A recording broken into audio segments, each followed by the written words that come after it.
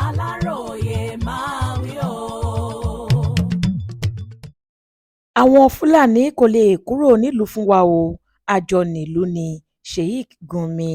ọ̀kan lára àwọn ọmọ òkè-ọ̀yà sheik ahmad gumi ti ní kò sí bákan bákan tí ní kò síbi kankan táwọn fúlàní darandaran ń lọ lórílẹ̀‐èdè yìí nítorí pé àjọ ní nàìjíríà ni ó ní kò sẹ́ni tó máa sá lọ tàbí fìlú sílẹ̀ fún ẹnikẹ́ni nínú àwọn fúlàní darandaran ọ̀hún àtàwọn ọmọ orílẹ̀‐èdè yìí ọjọ́ àbámẹ́ta sátidé ọjọ́ kẹtàdínlọ́gbọ̀n oṣù kejìlá ọdún yìí ní gumi tóun náà ti fi ìgbà kan jẹ́ sójà lórílẹ̀‐èdè yìí sọ̀rọ̀ ọ̀hún di mímọ́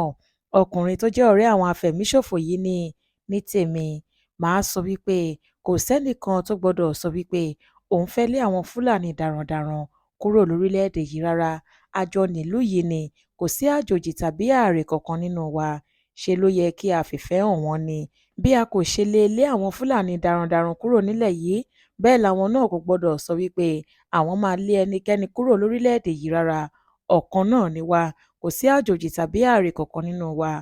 alábàágbé wa ni wọ́n jẹ́ wọn kì í ṣe ọ̀tá wa bẹ́ẹ̀ làwa náà kì í ṣe ọ̀tá wọn bẹ́ẹ̀ bí ìjọba nàìjíríà bá kọ̀yìn sí wọn tí wọ́n kà wọ́n kún ọ̀tá ìlú àwọn tí wọ́n jẹ́ ọ̀tá nàìjíríà gan-an máa wá padà lò wọ́n láti ṣe ìkọlù fún nàìjíríà ni ṣé ẹ mọ̀ wípé àwọn fúlàní darandaran ọ̀hún ti mọ ibi gbogbo lórílẹ̀‐èdè yìí dáadáa yóò rọrùn gidi fún wọn láti tú àwọn àṣírí ìkọ̀kọ̀ nípa nàìjíríà fáwọn ọ̀tá wa yóò sì rọrùn gidi fún wọn láti kojú ìjà sí wa